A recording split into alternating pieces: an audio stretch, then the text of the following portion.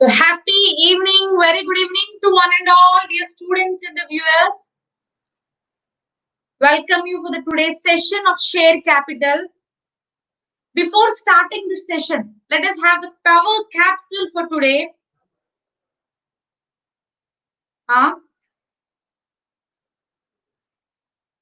So welcome all, very good evening. Today's power capsule is a nation's culture resides in the heart and soul of its people. What is culture? It is a way how the people will live in that particular country. Each and every country has its own culture. We all should feel proud that we are enjoying Indian culture and traditions. It is our duty to protect them. At the same time, the laws in the countries are also made by considering the culture of the country. The culture and traditions play a very, very important, vital role in every day in our day-to-day life. So, my dear students, so we all are here to build a nation. We all are here to protect our country. We all are here to improve the goodwill and image of the country. So it is our responsibility to protect our culture and traditions. And it's our responsibility to respect them. So I hope everyone will respect their own culture and also respect the culture of others. All human beings, we all are human beings. We have to respect each and everyone. Thank you so much. And today we are going to begin the session with the topic of share capital. I hope everyone are ready with the pen and paper. I hope everyone are ready with the respective material. So before beginning the session, in last 7 classes, I think almost a week classes we have completed successfully. All these classes must be very helpful to you all. I hope it would be really helpful to you all to give best in your examination. Please keep in mind all the techniques what I am telling in each and every day's class. Please note down and please to listen again and again if you are having any doubt. And please try to implement them. We will be successful only when we try to implement them. It is not just sufficient to know or to listen what I am saying. It will be useful, it will be helpful only when you try to implement them. Okay? So, first chapter we have regarding Companies Act 2013, which is applicable to whole of India. In the first chapter, I have specified about what is company, few important definition, characteristic features of the company, lifting of the corporate wheel, and we have seen the types of companies. The second day, we have discussed about incorporation. Next, we have discussed about MOA and AOA, contents of MOA and AOA, the alteration procedures, and we have discussed various important doctrines. And next, we have seen the important topic of prospectus. Everything is going in step-by-step manner. Prospectus, types of prospectus, we have completed in the last class.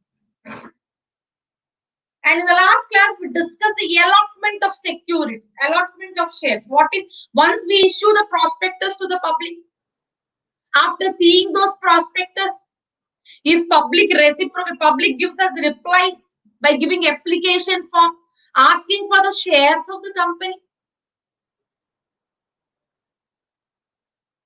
then what, based on their requirement, based on the application given by them, the company's directors will allot the shares. Only the board of directors or committee of directors who are authorized will allot the shares. Once the process of allotment is completed, for each and every stage, it is mandatory duty or responsibility of the company to intimate it to ROC, and ROC will register this particular process. Only when ROC's approval is received by the company, that particular process would be considered as legal and valid. Okay. So, and finally, Once the allotment, written off allotment is filed to ROC and allotment is made to the shareholders, it is mandatory responsibility for the company to give letter of allotment to the shareholder, specifying him these many shares are allotted at this particular price. This letter of allotment is given to the shareholder before issuing the share certificate. So these are all we have seen in the last class. We have discussed a few important case laws. Now next step is, in this, which is an elaborate, very elaborate chapter. Slowly we will know what is what. In detail, I will explain you. In this particular topic, we have so many concepts to discuss. The today's agenda. Today I am going to discuss these important points. What are those? What is share capital? What are the types of share capital? What are debentures? What is the basic difference between share and a debenture? And what is the classification of the share capital? And discussing the types of share capital. And we'll also finally discuss the share certificate, details of the share certificate. I hope the concepts are clear. Okay, so these are all topics we are going to discuss. And what are there? So many other aspects also in this particular concept, in this particular session. This is an elaborate chapter, an important chapter. You should understand each and every point in it. Okay, so before starting, let me show you the slides for today. Okay.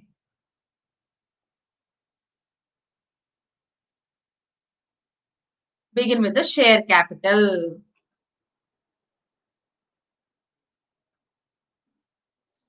Before beginning this particular topic, let me tell you, who is a shareholder to the company? Let me ask you a basic question. Who are the shareholders of a company?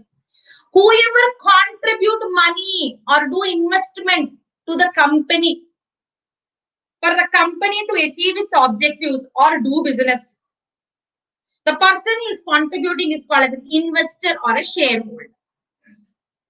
When he gives this much of amount to the company, in return, the company should allot some acknowledgements to him. In return, company should give him some proof that receipt or acknowledgements are given in form of shares. Okay, therefore, the share is nothing but it's a part of share capital. It is a unit of the capital. Share means what? It is unit of a capital, the small unit of a capital which is divided by the company. Here the share includes stock. They are saying important examination date which is asked in the examination. Share includes stock. In other words, this famous saying that share is not just measured in terms of money. Share is not just measured in terms of money. కేవలం అది investor contribute చేసే మనీయే కాదమ్మా. It is interest of the investor towards the company. ఆ share holder కి, ఆ particular investor కి company పట్ల ఆసక్తి గాని ఇంట్రెస్ట్ గాని ఉంటేనే దాంట్లో ఇన్వెస్ట్ చేస్తాడు, లేకపోతే ఆ డబ్బులు పెట్టాడు. Otherwise he will not invest in that particular company. Therefore it is told that share is not just measured as money. It is an interest of the shareholder towards the company. Okay, now one more point. Is the share movable asset or immovable asset? We have seen in the characteristic features. Share is a movable asset. Movable asset means what? It is transferable from one person to other person easily. It is transferred easily from one person to other person. Why? Why an investor is interested to purchase a share? The investor is interested to purchase the share because he wants some liquidity. He wants some investment, which can, whenever he wants, he can take back his money. And he wants better return for his investment. So he will invest in the shares. Okay, therefore it is an interest of the individual or an investor towards the company. This is all about the share. Okay, generally these investors are called as shareholders of the company. Okay, now, madam, what is capital? Generally, the capital of the company is classified. The company is classified into different. You will write in accounts now. You will understand all these terminologies in your accounts. I generally did not given you here in a slide form because all this terminology you have seen in accounts. What is the classification? The first classification is organized, nominal, or registered capital means the same. What? Authorized capital, registered capital, nominal capital. It is the total capital the company would raise in future, which is recorded in the books of MOA of the company. What is it? Initially, at the time of incorporation, I have already told you in the capital clause of MOA, the company will specify some amount as a capital which they would use, they would increase and they would use it in the future. That is called as authorized capital. See the different names for it. Nominal capital or registered, because we are getting it registered with ROC, it is called as registered capital. Okay, next one. Issued capital. Madam, what is issued capital? See, whenever company issues a prospectus to the public, there it will specify certain amount of capital which is required for accomplishment of their goal or business objective. For example, if company is going to do some manufacturing, for that purpose, the company is issuing prospectus. And for purpose of manufacturing, it needs this much amount of capital. For example, 100 crores. This entire 100 crores, which is specified by the company in its prospectus, is called as issued capital. Whenever the company specifies the amount of capital which is required by it for the accomplishment of business objective, is called as a issued capital. And I have told yesterday itself this point also. So we need 100 crores. Are we sure? మన guarantee ఉందా? మనం ఖచ్చితంగా చెప్పగలుగుతామా? మనం 100 crores అడిగాం కాబట్టి public మొత్తం 100 crores subscribe చేస్తారని, మొత్తం 100 crores పబ్లిక్ సబ్స్క్రైబ్ చేశారే అనుకోండి అమ్మా. If the public subscribe the entire 100 crores, it is well and good. Company is very happy. If the public subscribed 90 crores, if they have given application form for 90 crores along with application money, which is more than minimum subscription, they kept their minimum subscription as 70 crores in the prospectus, but they received 90 crore application. That 90 crores, which is out of the issued capital, is called as subscribed capital. Understood now? What is subscribed capital? What is subscribed capital? It is part of issued capital. And the value of the share, for example, we take it as 1,000 rupees. The value of the share is 1,000 rupees. And tell me, at the time of shareholders making an application, entire 1,000 rupees will be paid, or generally they will pay application money? They will pay the initial application money of 100 rupees. Nominal value, nominal price, par 100 rupees they pay. Okay, then balance 900 rupees will be called by the company during its lifetime. Whenever company is in need of funds for accomplishment of their objective, the board of directors will give a call to the shareholders. They'll make a call to the shareholders. Okay, so you understood what is mentioned in your MOA capital clause is called as authorized capital, registered capital, or nominal capital. Whatever we specify in the prospectus for the purpose of raising funds for accomplishment of a goal or objective, it is called as a issued capital. And out of that issue, some maximum part which is subscribed by the public through applications is called as subscribed share capital. Okay, and after receiving and after allotting the shares, what the company will do? If it needs funds, it will make a call to the shareholders asking them to pay certain amount. If they ask the shareholders to pay 400 rupees, Okay, that is called as called up share capital. The amount which is called by the company, and on the basis of the call, if the shareholders makes the payment, that is called as called until in total 1,000 rupees, the company has totally made a call. This totally collected 400 rupees from the shareholders. And how much the company have yet to collect in its future? 600 rupees. That 600 rupees will be termed as an uncalled capital. 600 rupees into number of shares. Okay. So this called up and uncalled are part of subscribed share capital. So first is authorized, next is issued, third is subscribed.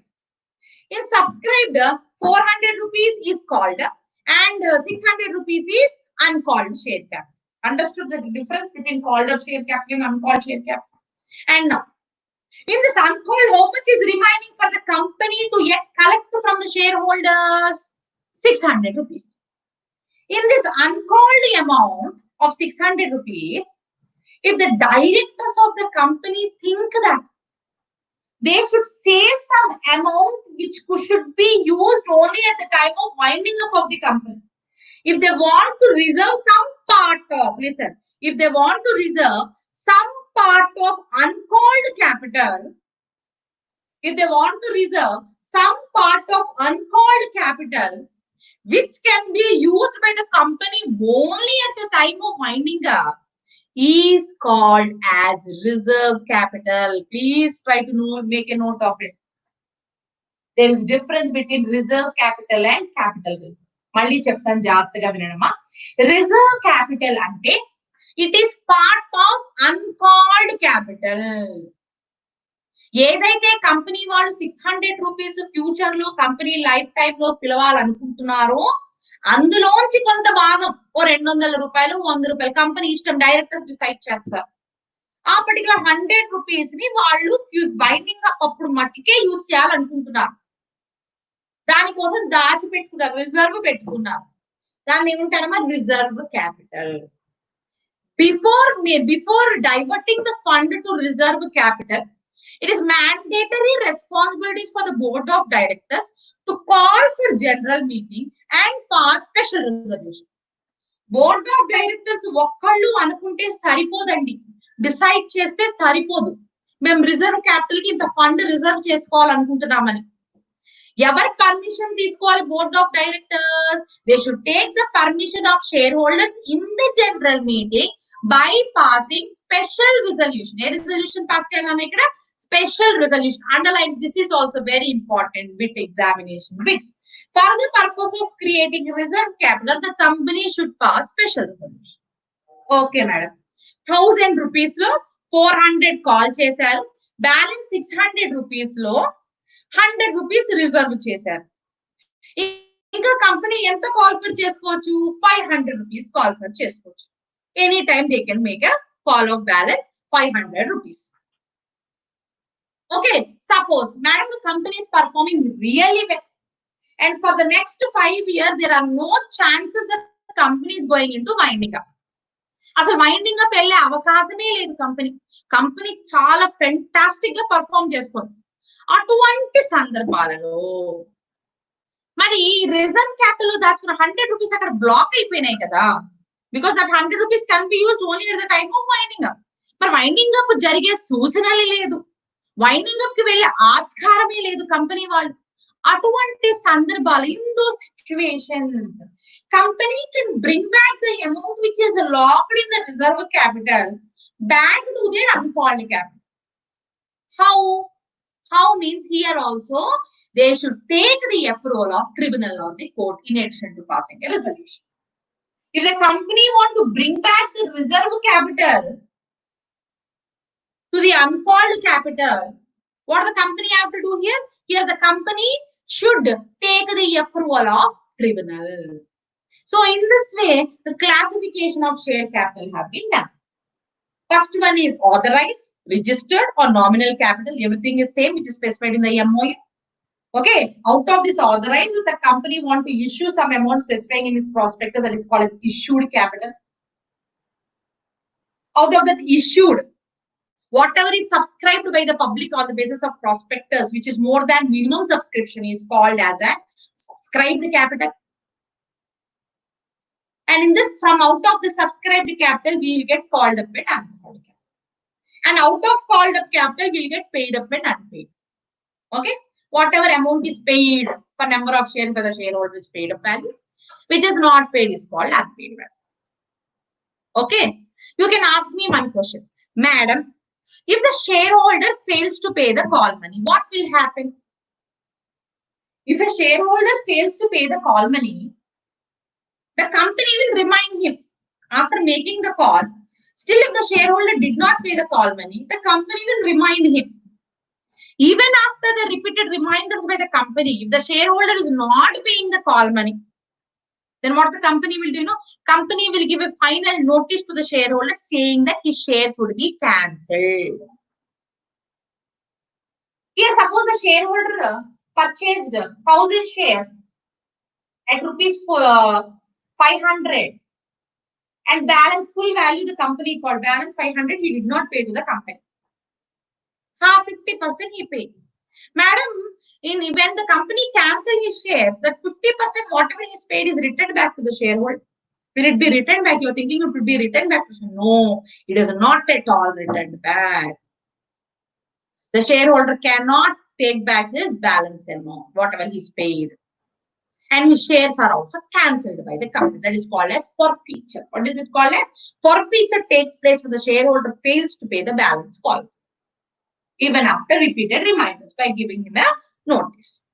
And whatever amount he paid will be remaining with the company only. The company will not give them back to the shareholder. Very, very important point to be remembered. Okay. So this is all about your basics of the share capital. Now let us come to the types of share capital. There are two types of share capital: equity share capital and preference share capital. In equity share capital, we have 2 more subdivisions. In preference share capital, we have 4 more subdivisions. Okay. What are the 2 types of share capital? Equity share capital, preference share capital. In equity share capital, you have 2 types, and in preference share capital, you have 4 types. Okay. Now, before going into this, let me clarify difference between a share capital and a debenture. Madam, in the definition of securities, you told no. Securities include shares, debentures, bonds, etc. Shares are like equity share capital, preference share capital is a capital to the company, whereas debenture is a loan to the company. Okay. The word dividend is used only in case of share capital. Please underline, please note this point. The word dividend is used to give a return on investment to the share capital holders only. In case of debenture, dividend will not use. The return given to the debenture holder will be called as an interest for debenture and deposits the same. But debentures and deposits, the return given on debenture and deposit will be termed as interest, because debentures and deposits are considered as loan to the company. Equity and preference are considered as capital to the company. Understood? Okay. However, you should be very, very careful here to note down this very important point. In all these cases, everyone, whoever is giving, they are giving loan to the company, or they are giving some amount to the company, but it's categorized in these types. Now you tell me, who is on advantage side here means, because when you consider the voting aspect, the equity shareholder only have right to vote in all the aspects in the general meeting. The preference shareholder does not have right to vote. Debenture shareholder does not have right to vote. Deposit holder does not have right to vote.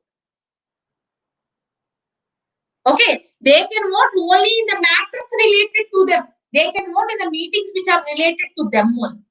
But in general, shareholders in general meeting, who are supposed to vote only equity shareholders, which I have told you in the last class. Okay, now for this is a benefit enjoyed by the equity shareholders.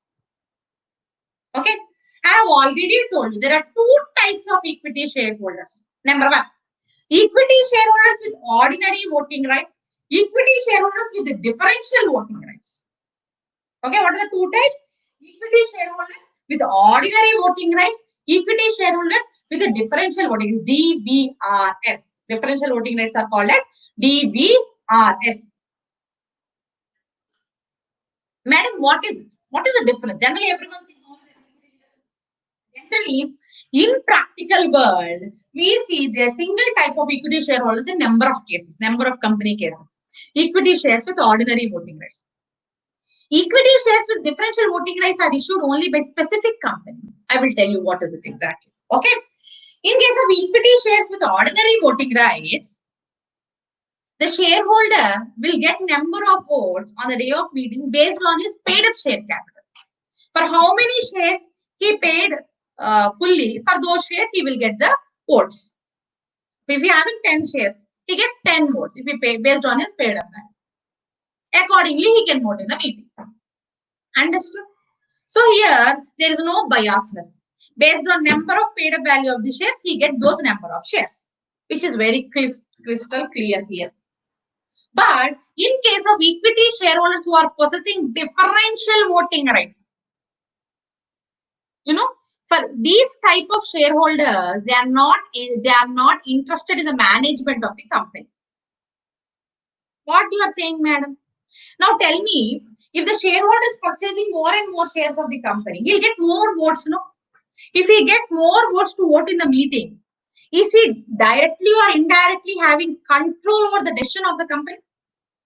An equity shareholder who possesses majority of shares of the company, he is the person on whose decision the company will work, because he is taking majority of votes, whether to give in favor or unfavorable are in his hands.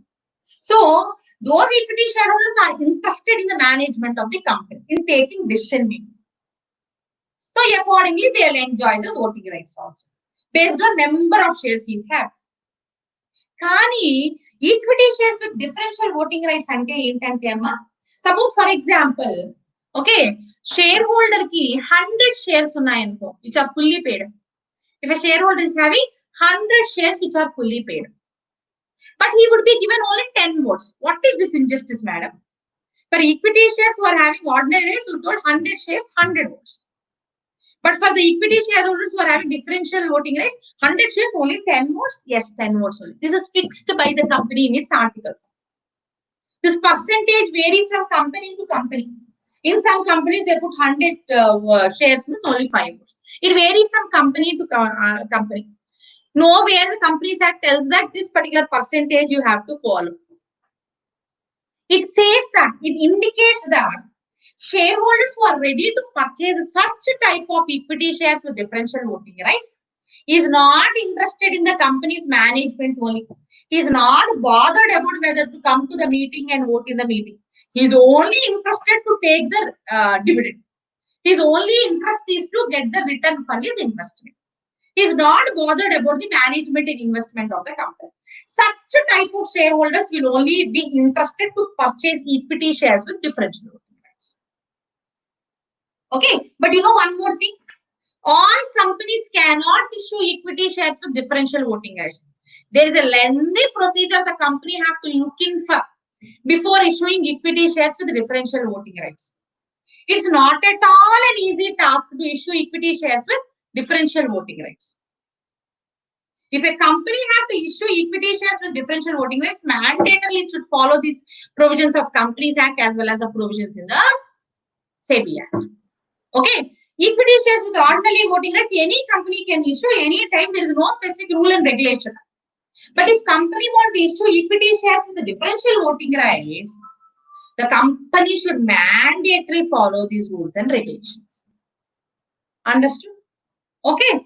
Now, let's see. What type of companies are generally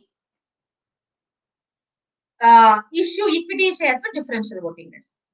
Generally, many listed public limited companies who thinks they don't want to dilute their equity share, I mean, they dilute their voting aspect. See, if company issues number of equity shares, what would happen? Number of shareholders would be increased. If number of shareholders would be increased, all of them will come and participate in the general meeting. And at the time of decision making process, it would be a huge difficulty because everyone have their own priorities. So that what the decision making in the hands of management will get diluted. Management means the founders who are having majority of equity shares. It will get diluted because their equity shares are given to number of people. So what they do, the management in order to management or the founder members of the company in order to keep the control of over the decision making of process of the company, they raise the capital through other ways by issuing equity shares for differential voting rights, by giving preference shares, by giving debentures. So that what will happen? Number of equity shareholders in the market will be less. The demand for share will also be more. Okay. However,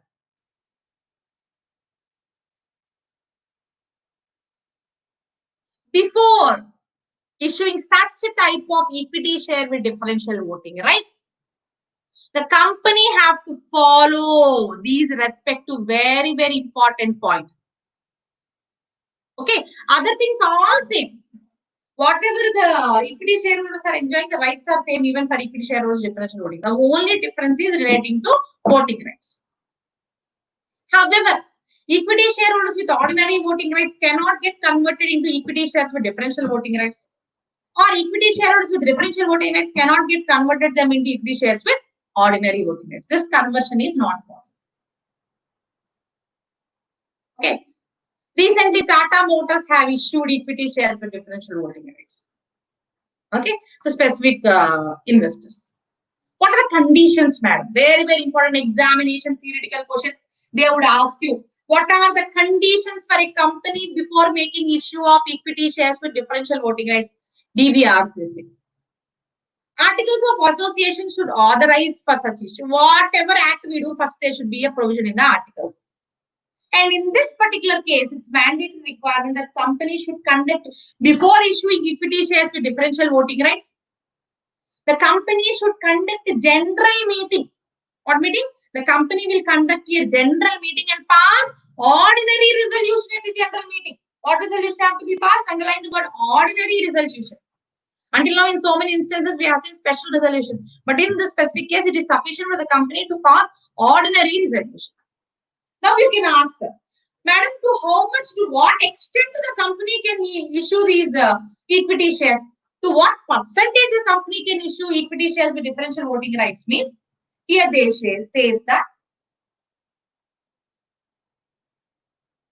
the company can issue equity shares with differential voting rights should not exceed. It should not exceed 26% of post-issue share capital of the company. It should not exceed 26% of the post-issued equity share capital plus DVRs. Means what? Once already equity share capital is issued to the company. Suppose it's 10 crores.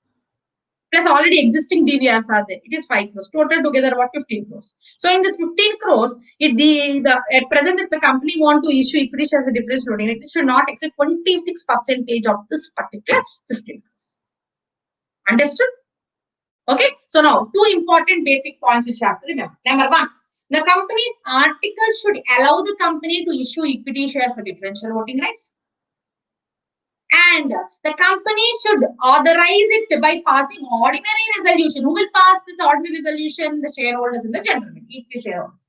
And who should conduct this particular thing? The board of directors should conduct the meeting. And total issues should not exceed 26% of post-issue equity share capital, including existing already, if there are any already existing DVRs, including that total equity share capital into 26%. It should not exceed this particular percentage. Okay.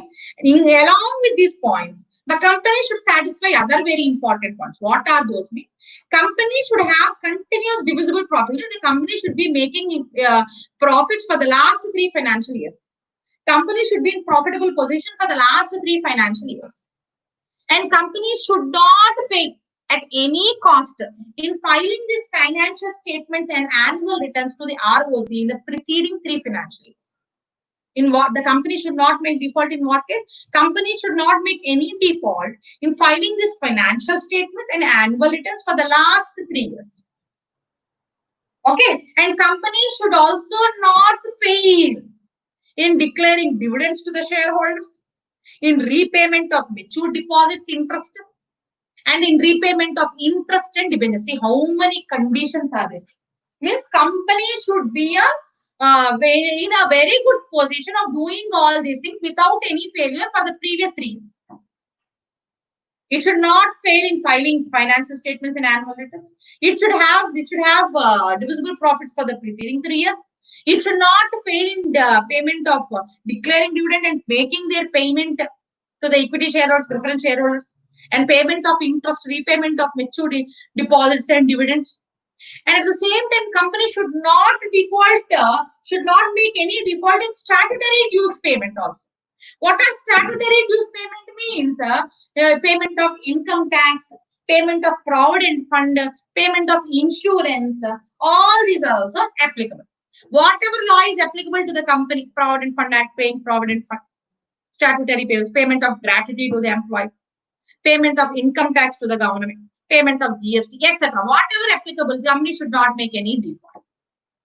And you know, there should not be any case running against the company in the court for the preceding 3 years.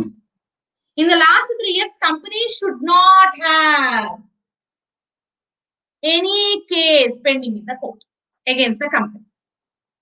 Okay, the company should have clean chit record that it have not convicted any offenses in the preceding 3 years. They will watch all these aspects for the preceding 3 years, not for the entire life of the company, which had happened in the past.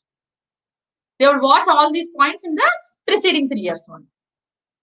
Okay, only when company satisfies all these points given under Companies Act, then only it can happily go and issue equity shares for differential voting, right?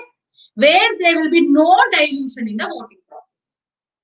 Because the shareholders will purchase the shares only who are interested in the investment but not in the voting or decision making of the company. Understood? So this is an important theoretical question which can directly be asked in the examination. What are types of equity shares? And explain equity share with differential voting, right?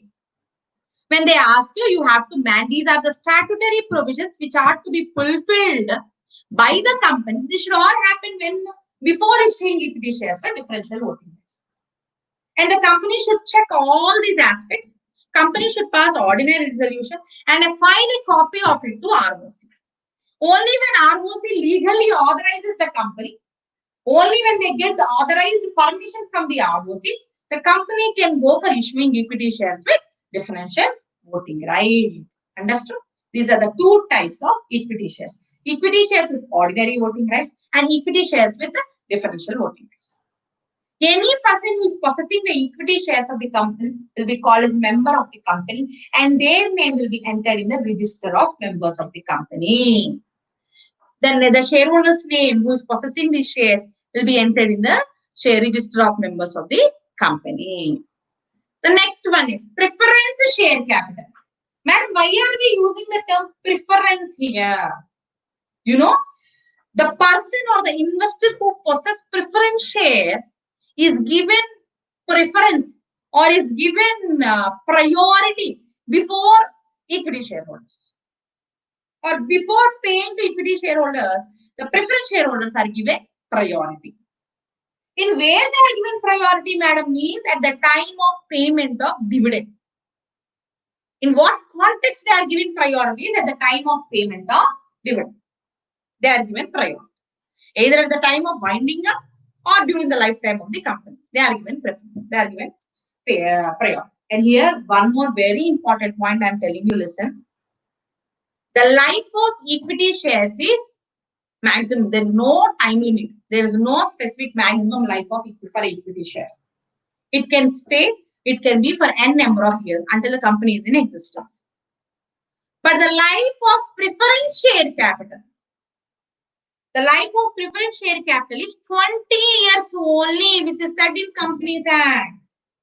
If any person who purchases the preference shares, he can be called as preference shareholder only for 20 years. Once after 20 years are over for those preference shares, the company either will redeem them or will convert into equity shares. Madam, what will happen after this 20 years means the preference shares will be taken away back by the company and the company will pay the market value to those preference shareholders. This process is called as redemption of preference shares. What it is called as redemption. Redemption should be done before completion of 20 years. If suppose, madam, is it redemption mandatorily the company have to wait until 20 years means no, not at all.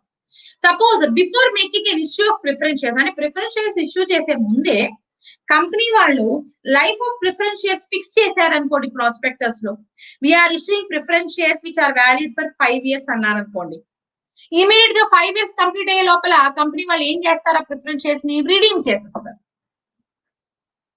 అర్థమవుతుందామా? Life ఏమి specify చేయలేదే అనుకోండి, maximum ఎన్నడ పాటు preference shares ఉండొచ్చు market 20 years. 20 years అయిపోయేసరికి what will happen? Either they should get converted into a equity shares or they will be taken away or redeemed by the company.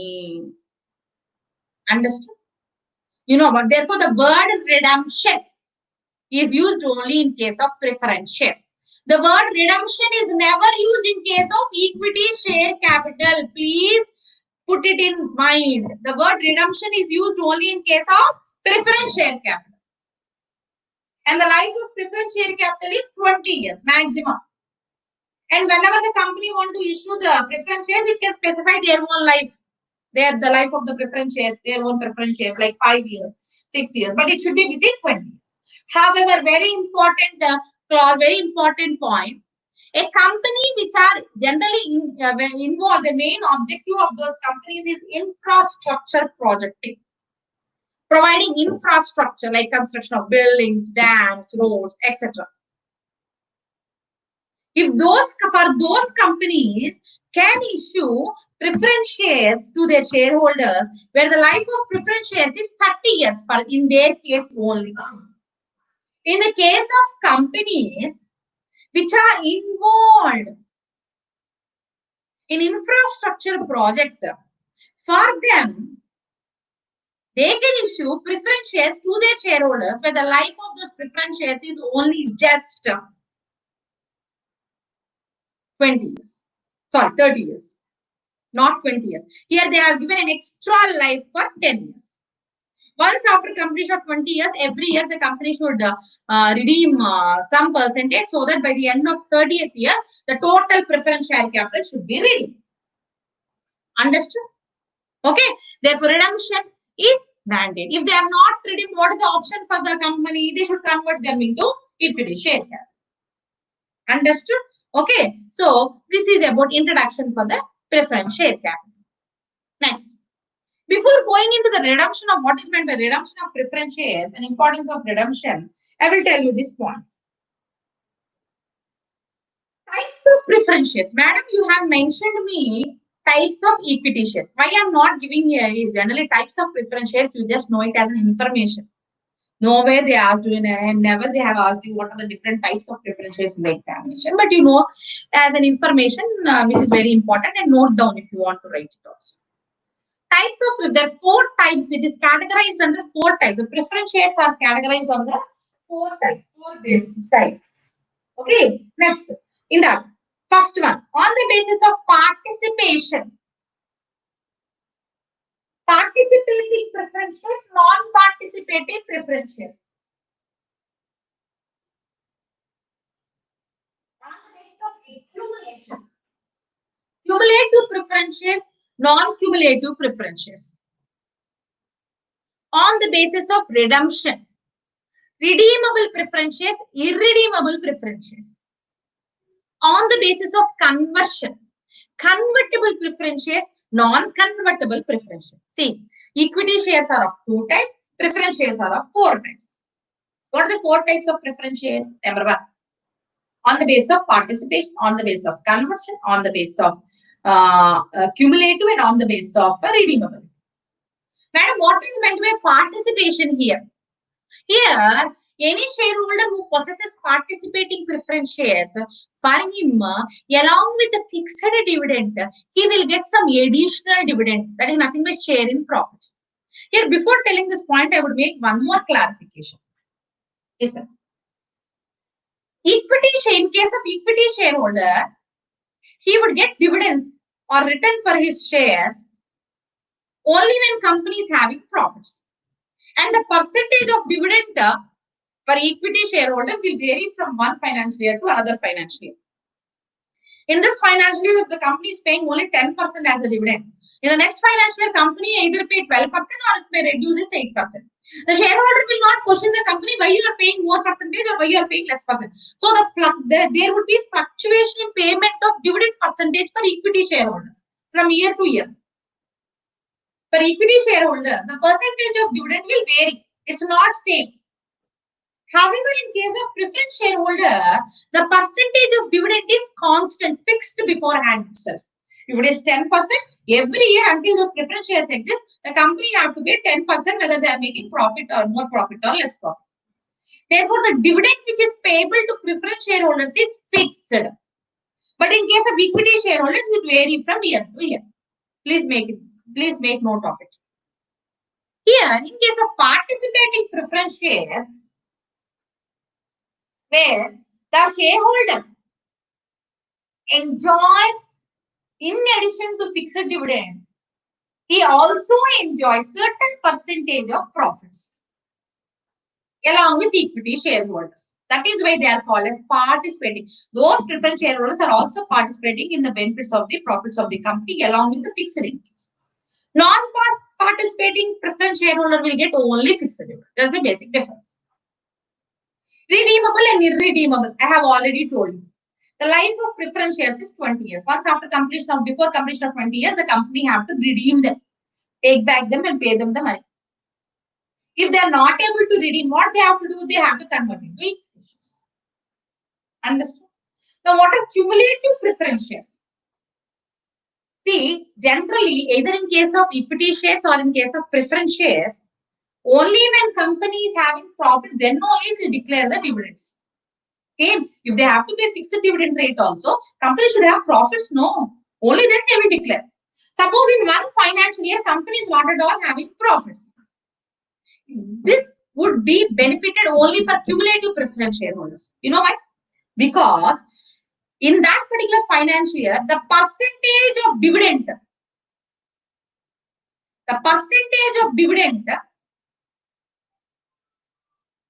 would be accumulated over a period of time until company gets profits. Therefore, the cumulative preference shareholders will enjoy the benefit. The cumulative preference shareholder will enjoy the benefit.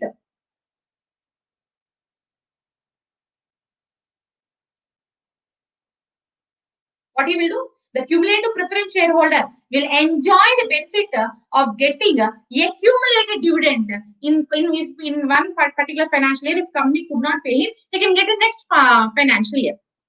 Only after paying these cumulative preference shareholders, company will pay to equity shareholders. Only after clearing their dividends, company will pay to the equity shareholders. This is the benefit enjoyed by whom? Cumulative preference shareholders. Where this benefit is not at all enjoyed in case of non-cumulative. The rest of the preference shareholders will fall in the category of non-cumulative. Because for them, there is no accumulation of dividend. If company is having profits, if company dividends declare or dividend, only then they will get the dividend. Otherwise, they will not get the dividend at all. Okay? These are basis of accumulation. Last one, on the basis of conversion. I told you, no, if the preference shares are not redeemed, or if the preference shares have an option of getting conversion, after 2 years, all these preference shares would get converted into equity shares. Then those are called as convertible preference shares. If they are not converted, what's the option left with the company? They have to redeem them within a period of 20 years. Understood? These are the types of preference. See how many types we have seen here now? 4 types. Equity shares, how many times we have discussed? 2 types. Equity shares with ordinary voting rights, equity shares with differential voting rights. In preference shares, how many types we have seen? 4 types. What are those? Equity participating preference shares, cumulative preference shares, redeemable preference shares, and conversion preference shares. Okay. Now, what is the difference between equity shares and preference shareholders? Equity shareholders will have voting rights in all the aspects of the general meetings. Preference shareholders does not have any voting rights, only the matters related to them. But here there is one more small point I have to tell you. For suppose, if the preference shareholder is not paid a dividend for consecutively 2 financial years by the company, if company fails to pay the preference dividend to the preference shareholders for continuously 2 financial years, even after declaring the dividend, once the company declares the dividend in the general meeting, it's a mandatory responsibility for the company to pay the dividend. If it fails to do so, the preference shareholder can also vote in all the general meeting aspects of their decision making in the general meeting, like equity shareholders. In only that case, in only that instance, the preference shareholder will have right to vote. Otherwise, preference shareholder does not have any right to vote in the general meeting. And for equity shareholders, company will pay dividends only when company declares and when company is having profits. In case of preference shareholders, the company will pay fixed rate of dividend. And the percentage of dividend in case of equity shares varies from year to year. The percentage of dividend will be decided by the shareholders in the general meeting, by the company in the general meeting. The company will specify the percentage and it would be decided by the shareholder. However, in case of preference shares, the percentage of dividend is not decided in the annual general meeting, it is prefixed. It is fixed beforehand. It is not varied from year to year. Okay. The preference shares have a very limited life of 20 years. For equity shareholders, there is no life at all. I mean, there is no life in the sense there is no maximum limit for the life of the equity share. However, in preference shares, there is a maximum limit of life of 20 years. Except in case of infrastructure. Companies involved in infrastructure business, they can issue preference shares for maximum life of 30 years. Understood the difference between equity shares and preference shares? Now, what is the redemption, madam? What is the redemption? How the process of redemption takes place? Redemption means taking back. Because the life of the preference shares are getting over, the company will take back from those shareholders by paying the amount, market value. Only fully paid preference shares are redeemed, not partly paid. Please underline, very important point for the bit. Only fully paid preference shares are redeemed from the market. And when they want to take back, the company have to pay the money to the shareholder. No? The company have to pay the market value. No? How much amount the company will pay? From where they will pay? They will generally pay premium only. What they will do? They generally pay premium.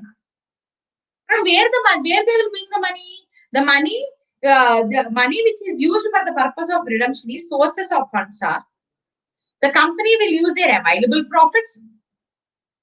Our company will use the amount which is credited in the securities premium account. They can use the amount from securities premium account. They can use the amount from profits of the company, or they can use the amount which they have received from issue of shares, any shares. So 3 are the possibilities for the purpose of redemption. Okay, and here. First of all, the company, before going for issuing a preference share, the company should pass a special resolution. What resolution the company have to pass? Special resolution. Before issuing preference shares. And for the purpose of redemption, there should be also a provision in the articles. There should be provision in the articles. And the word called as securities premium account has come. And what is the securities premium account? Very important examination. With securities premium account, the usage of security premium account, all the premium amount which is collected on shares is credited or transferred to security premium account. The security premium account can be used by the company only for the following purposes specified in the Companies Act. Only for whatever reasons the Companies Act has asked the company to use a securities premium account, for those purposes only they have to use. For what purpose, madam?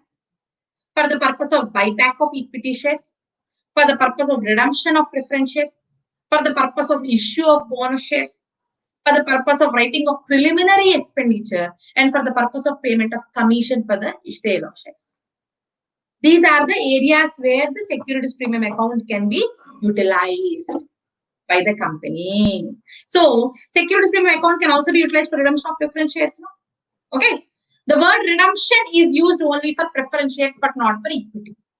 The word buyback is used only for equity shares. I will explain you what is buyback clearly in the next class. Okay. The word buyback is used for equity share. The word redemption is used for preferences. Madam, the word redemption is also used for debentures. No, yes, you are right. Absolutely right. I want to clear it. The word redemption is also used for debentures because even in case of debentures, the life of debenture is only 10 years. The life of preference shares is 20 years. The life of debenture is 10 years because debenture is a loan to the company. It's a fixed responsibility, obligation to the company. Therefore, it is a basic responsibility for the company to discharge the loan at the earliest possible. Therefore, the total time span given whenever the company issues debentures, the company should discharge its debt within a period of 10 years. Therefore, they have to redeem them back. Debentures should redeem them back within 10 years. Always, if there is an option of conversion, they can get converted into equity shares. Debenture holders can get converted into equity shares. Even in case of debentures, the company have to pay mandatorily fixed interest. What is fixed? Here, we don't pay dividends. In case of debentures, we will not use terminology of dividend anedi vaadamu. Terminology of interest will be used for the debenture holders. Okay, and ikkada kuda fixed interest pay cheyali kabatti it's a responsibility of the company to pay fixed interest to the debenture holders. Therefore, it's an obligation for the directors to reduce the liability at the earliest possible. Otherwise, it is a liability to the company, no? Therefore, the debentures have to be redeemed within a period of 10 years. Therefore, the word redemption is used for debentures. See, the word redemption is used for preferences. The word redemption is used for debentures, debenture, and the word buyback is used for equity shares. So, please be clear where you should use the word buyback, where you should use the word redemption. Okay, generally the preference shares are redeemed at premium. So, if the company is using the amount for the purpose of redemption out of profits, no. In such cases, in order to maintain the capital base, the company have to transfer some amount to CRR, Capital Redemption Reserve Account. Okay.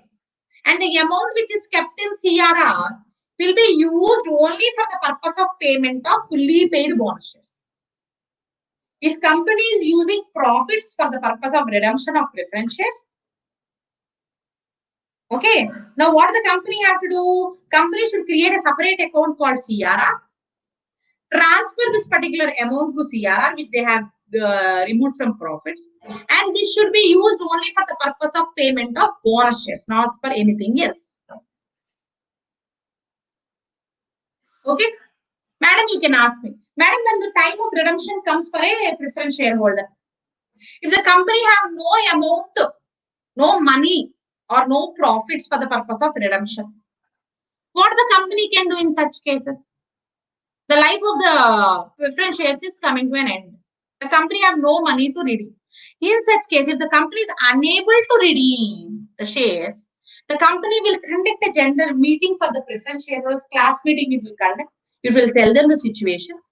And what the company will do, if 3/4% means 75% or more of those shareholders accept for the company decision, it will issue shares again, collect the money from it, and repay back these old preference shareholders. What the company will do? Only after the approval from the shareholders. What the company will do? Company will again issue shares, collect the capital, and use this capital for the purpose of redemption. In this way, the company will try to redeem the shares. Understood? Therefore, the provisions relating to redemption is very, very important. Until now, you have seen what is a share. Share also includes stock. How many types of shares are there? Equity shares and preference shares. And what is debenture also I told you. And how many types of equity shares are there? Equity shares with ordinary voting rights. Equity share with differential voting right. How many types of preference shares are there? Participating preference shares, cumulative preference shares, redeemable preference shares, convertible preference shares. What is difference between equity shares and preference shares? Why the redemption have been done to the preference shares? What is the life of the preference shares? What is the procedure for redemption? All this we have seen. Okay. You can also ask me one question, madam. Before this redemption or before doing anything, the shareholder want to sell his shares. Can he transfer his shares? Yes, in case of a public company, the shareholder who is possessing public company shares can easily transfer the shares from one person to other person. The shares are fully paid or partly paid up, he can transfer the shares. However, we'll know that procedure for transfer later. Okay, now next very important thing, share certificate. This concept of share certificate is very important from examination point of view. What is share certificate, madam? What is share certificate?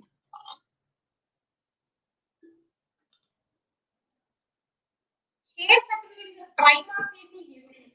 It's a kind of acknowledgement. It's a kind of receipt given by the company to the shareholder whose name is specified in the register of members of the company. Where share certificate is given only to the member of the company whose name is entered in the books of the company. Only after getting letter of allotment only share certificate is given. It's a prima facie evidence or acknowledgement given to the shareholders.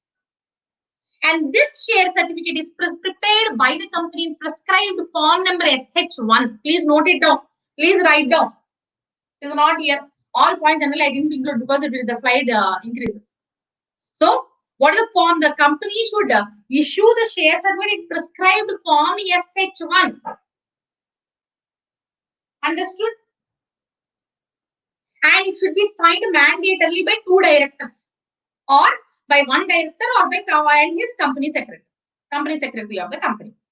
So, it should either be signed by 2 directors or by 1 director and a company secretary. And there should be a common seal on the share certificate, common seal of the company. Okay, once the share certificate, before giving the share certificate to the shareholder of the company, it is a prima facie evidence. It is a prima facie evidence that this particular fellow, that this shareholder is a member of the company and is possessing these number of shares. And to what extent the value of the share is paid also mentioned in the share certificate. And please write down here the important time limit also. The time limit for issuing share certificate in case of shares, either equity shares or preference shares. Listen carefully. The time limit for issuing the share certificate in case of shares is, write down, in case of subscribers, it is 2 months from the date of incorporation. The company have to give them share certificate within 2 months from the date of incorporation. In case of allotment of shares, after completion of allotment of process and filing a return to ROC, within 2 months from the date of allotment. How many months? 2 months from the date of allotment. In case of transfer of shares, if a shareholder wanted to transfer his shares to a transfer, in that case, they will file a registration form for application for a company for registering the transfer. Within 1 month from the date of application to the company. See the time limits, 3 varied time limits. In case of subscribers, it is 2 months from the date of incorporation. In case of allotment, within 2 months from the date of allotment. In case of transfer, it is 1 month from the date of applying for registration of transfer. Here, generally what students will do mistake, especially in case of time limit, is they will just mention the time. That's all. The rest of the sentence they will not say. What they will say, in case of subscribers, 2 months. From when to 2 months? ఎప్పుడు నుంచి 2 నెలలు? నువ్వు 2 నెలలను రాసి వదిలేస్తే ఆ తర్వాత sentence ఏమని అర్థం చేసుకోవాలి? 2 months from incorporation, 2 months from allotment, 2 months from transfer. అందుకని క్లియర్ గా ప్రతి ఒక్కళ్ళు గుర్తుపెట్టుకోండి నాన్న, especially when you are writing time limit, you write the entire sentence properly, then only you will be given marks. The provision should be exactly written in the same way.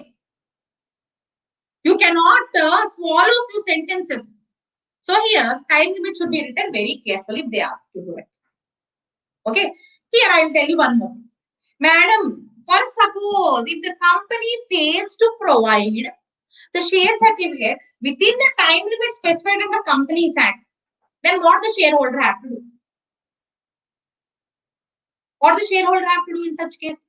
The company fails to provide within the specified time, then shareholder will get angry because shareholder should have some proof no with him because he invested so much of amount in the company. If you want to sell it in future, he need proof. No, he's not getting proof. I'll, for example, you purchase a land in a city or a town, and you can say that this land belongs to me only when you possess the legal documents, land legal documents in your hand. Then only you can go and fight or go and say that that land is yours. In the same way, if you want to tell that you had this many shares in a particular company, where is proof? Share certificate is the proof. Therefore, you should get the share certificate in time. Suppose if the company failed to do so, what the Companies Act says here is very important practical question. This particular point is asked in the examination. The company says is the shareholder should file a case in the court regarding the delay made by the company where the register office of the company is situated. Suppose the company's head office, registered office is situated in Bombay or in Mumbai and the shareholder is staying in Delhi. The shareholder should not go and approach Delhi court because the company is not in the jurisdiction of Delhi. The company is there in Mumbai. Therefore, the company's jurisdiction also is in Mumbai. Shareholder is staying somewhere. In such cases, he cannot directly go to the Delhi court and file a case in the Delhi court against the company which is headquartered in Mumbai. He should come to Mumbai and file a case in the court of Mumbai against that particular company which failed to provide him share certificate or which made delay in filing the share certificate to him or which did not give the share certificate at all. Okay, sometimes delay is also acceptable.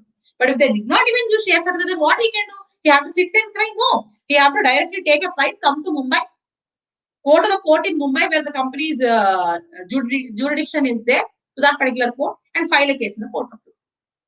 Then only he will get the remedy.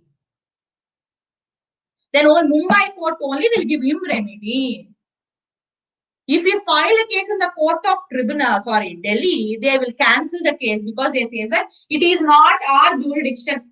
We cannot file a case. We cannot take any consequences on that particular company because ma paradilo ledu ani simple ga cheptaram. Okay, so this is the case when company fails to give the share certificate to the shareholder in the specified time. Understood now? What is share certificate? It's a prima facie evidence given by the company to the shareholder, which is common seal and which is signed by 2 directors, or in that there is 1 director and a company secretary. And the time limit we have also seen. Share certificate is not just given only for shares, it is given even for debentures also. Madam, share certificate is given only for equity shareholders, for preference shareholders, not for debentures also they will give. For deposits, you say receipt.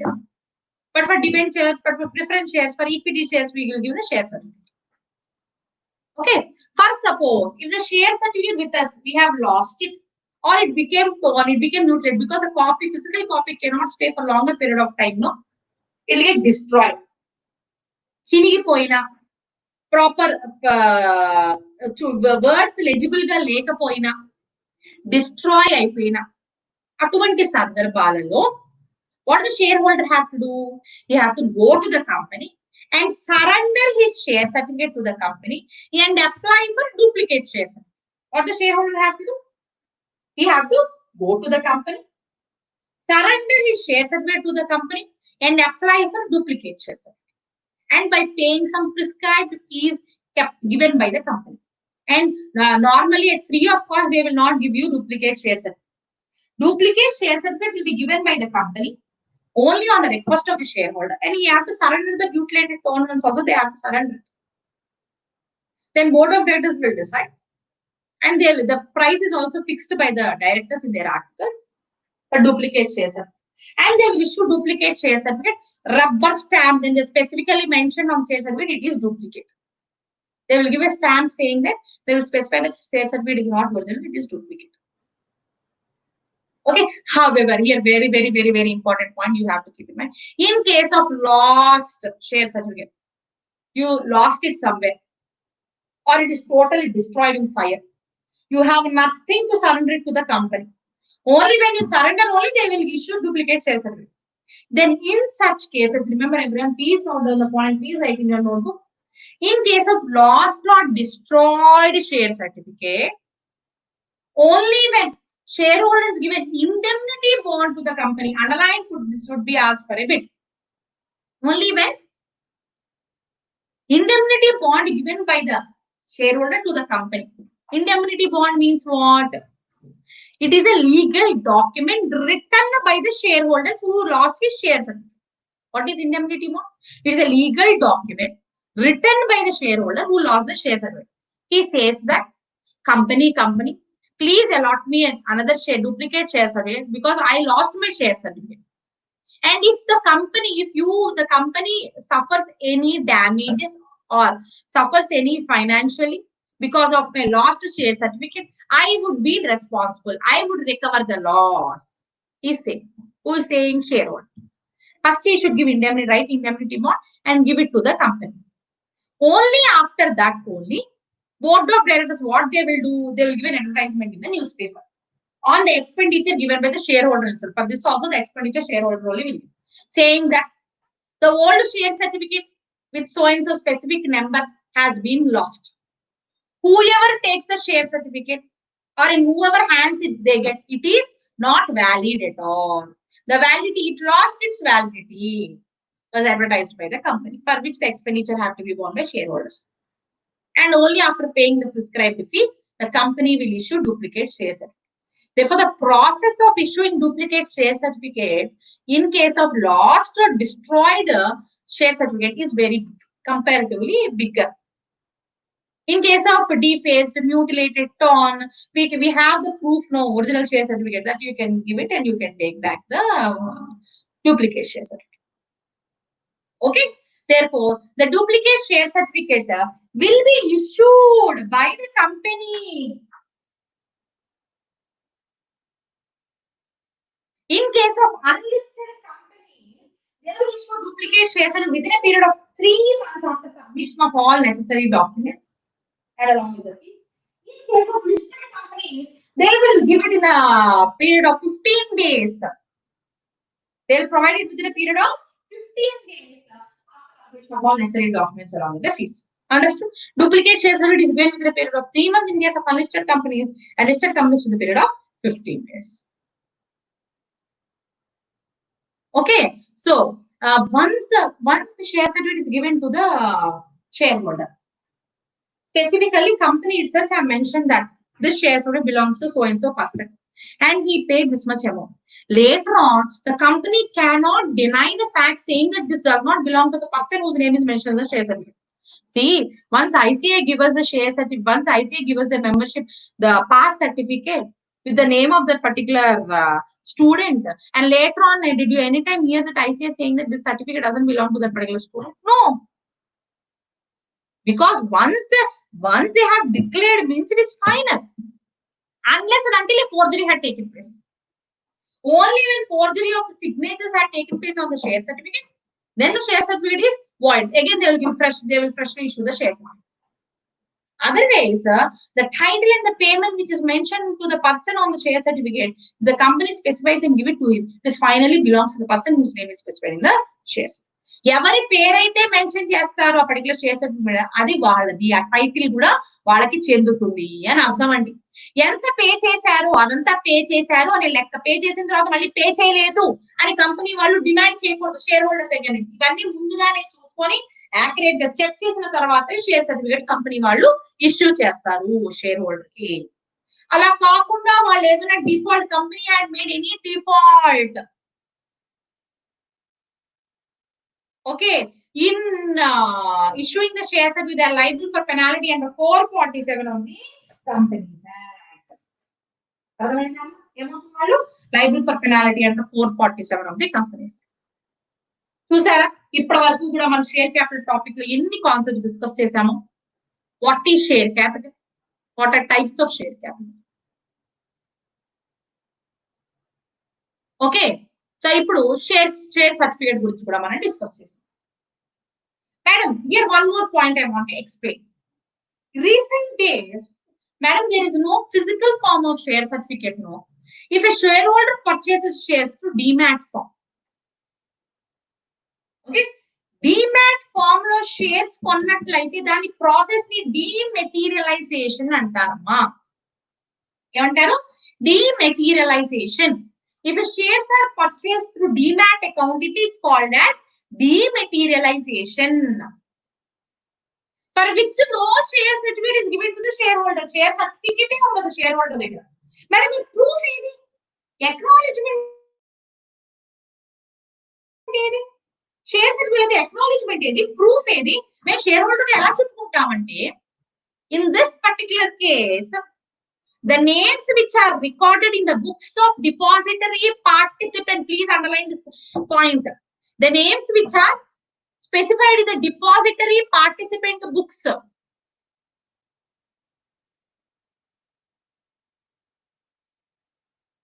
are considered as the share certificate. In case of this is very important examination bit, but if the shareholder holds the shares in demat account, no share certificate will be issued. The name entered as a beneficial owner in the books of depository participant is sufficient. This is. Madam, who is this depository participant? Means he is an intermediary between the depository and the investor. For example, HDFC Bank. HDFC Bank, I have what I should do, like opening, see, if we all have bank accounts, right? In this case, HDFC Bank is a depository participant which facilitates, which help the investors to purchase shares online. There are depositories, NSDL, CSDL. There are two depositories are there in India, with whom so many companies have issued the shares.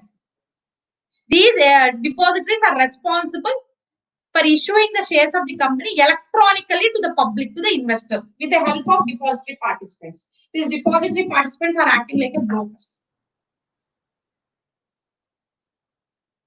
What they will do, we should open a demat account with them, which is connected to our bank account. Whenever we want to purchase shares through demat, the amount from our account will be debited and credited to the depository's account. And the names will be mentioned by the depository in his record. That is a proof for the share certificate there.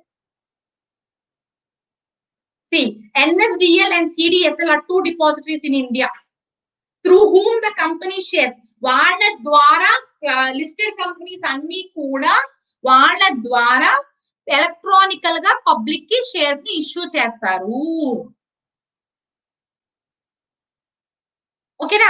ఆ విధంగా మధ్యలో మనకి depository participants అంటే ఈ different banks కానీ financial institutions కానీ ఒక account ద్వారా ఆపరేట్ చేసి వాళ్ళ డిపాజిటరీ పార్టిసిపెంట్స్ అంటారు. వాళ్ళ ద్వారా మనకి బయింగ్ సెల్లింగ్ జరుగుతున్నాం. ఓకేనా? సో ఇలా షేర్స్ కొంటే దాన్ని డీమెటీరియలైజేషన్ అంటారు. అలా కాకుండా మనం కావాలంటే ఎలక్ట్రానిక్ ఫామ్ లో ఉన్న షేర్స్ ని కూడా ఫిజికల్ ఫామ్ లోకి కన్వర్ట్ చేసుకోవచ్చు by giving an application to the company. The electronic form of shares can be converted into physical form of shares by giving an application to the company. ఒకసారి physical form లో convert అయిన తర్వాత company will give the shares. This process of conversion from electronic form to physical form is called as rematerialization. దీన్ని ఏమంటాం నాన్న? Rematerialization అంటాం. అర్థమైందా అమ్మా? ఓకేనా? What is rematerialization? What is rematerialization is asked for the bits. Okay, so please keep all these points in your mind regarding share certificate. Okay, understood? What is share certificate? How it is issued? In which form it is mentioned? Form as such. Whose signatures are important on the share certificate? In what time the share certificate have been issued? If it is not reached within the specified time, what is an option left with the investor?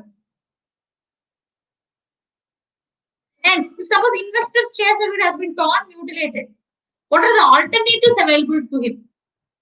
In what way he can get a duplicate share certificate?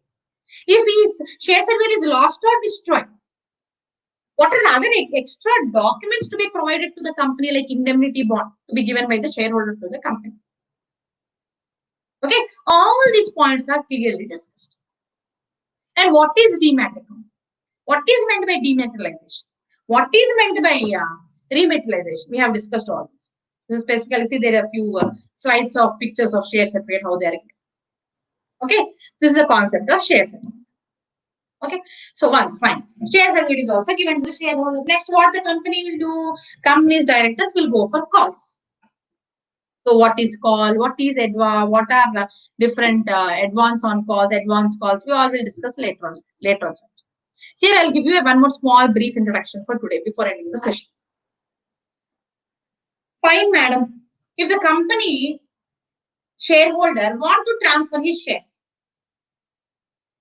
okay, and this transfer process is applicable only to generally the shareholders who purchase the shares in the primary market, because the share certificate will be given in his name. Generally, the shareholders, whoever do buying and selling in the secondary market, the process for registration of transfer is not applicable. The process for registration of transfer is applicable only to the shareholder who purchases the shares directly from the company. Okay. This also is a very elaborate topic which I will discuss in the next session. What is meant by transfer, madam? What are the important points the shareholder have to keep in mind before going for the transfer of shares? What is meant by transmission? There is difference between transfer of shares and transmission of shares. Okay, transfer is a voluntary act of the shareholder whenever he wants to sell the shares, and the transferee, the purchaser, transferor is the seller, transferee is the purchaser. He would buy it. No. And the what the buyer will think, he want to get his shares registered in his name. It means that he want to take the share certificate in his name. It cannot directly happen as you like. There is some registration process, which we'll learn the next class. Then what is transmission? Here, shares are automatically transmitted in these cases, like in the death of the shareholder, insolvency of a shareholder. Generally, in case of death and insolvency, the shares are automatically transferred to their legal hands. That is called as transmission. Both processes are separate. We will learn later. Next here, rights. I have already discussed these rights. Once again, here there, let me make a note of it. Equity shareholders, what they have right? They have right to attend the general meeting and right for each and every resolution placed in the general meeting. And their voting power, voting rights are equal to the paid up equity share capital. However, in case of equity shareholders, their voting right is different. It varies from company to company. Okay, this is what about rights of equity shareholders. Preference shareholders. Generally, the preference shareholders cannot vote on each and every resolution placed before by the company in the general meeting. However, they can attend the general meeting. Madam, can they get the notice for general meeting? Can they sit and attend and listen in the general meeting? Yes. Preference shareholders can attend the meeting. Debenture holders can attend the meeting. Bankers, auditors, whoever are associated with the company can come nicely, sit and attend the meeting, but they don't have right to vote.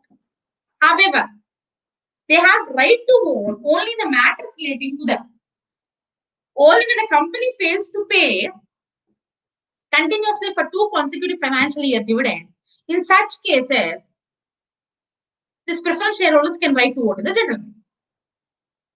What is their additional right, madam, to preference share? I have already told you. Whenever they will enjoy the fixed rate of dividend every year, they will enjoy the fixed rate of dividend every year, irrespective whatever profits are received by the company. Their percentage of dividend will not vary. If company is having profits, yes, they will get the fixed dividend. Because they have the guarantee or assurance from the company, they will get their fixed dividend. And they are paid in price to equity shareholders. Only after paying to them, then only company can pay to the equity shareholders. At the time of winding up of the company also, first the company should discharge its preference shareholders, then only they can make payment to equity shareholders. Okay, these are the rights associated with preference shareholders. Okay, last one for today. Madam, what is this variation of shareholders' rights? Variation means changes, alteration. I told you, no, there are different types of shareholders in a company. There are equity shareholders, there are preference shareholders. These are also called different classes. In school, you will have so many classes. 8th class students, 9th class students, 10th class students, 2nd class students, 3rd class students. Like that, even in company, there are different class of shareholders. If one particular class of shareholders want to change their rights, want to alter their rights, they will conduct their own class meeting. What meeting it is called as? Class meeting. And only if 3/4 percentage, only if 3/4 means 75% or more in that particular class accept for this change of variation, then only they can vary their rights. If more than 3/4 does not accept, if more than 3/4 or more does not give their consent, they cannot vary their rights. Right relating to dividend, or right relating to anything. Okay. How much percentage of members have to accept in their class? 3/4 and more. 3/4 and more. Therefore, it's saying not less than 3/4. Okay. However, then how many? Suppose, for example, 80% of the members gave their acceptance, gave their consent for variation of their rights. Means how many did not give their consent? 20% are remaining. 20% did not give their consent at all. In such case,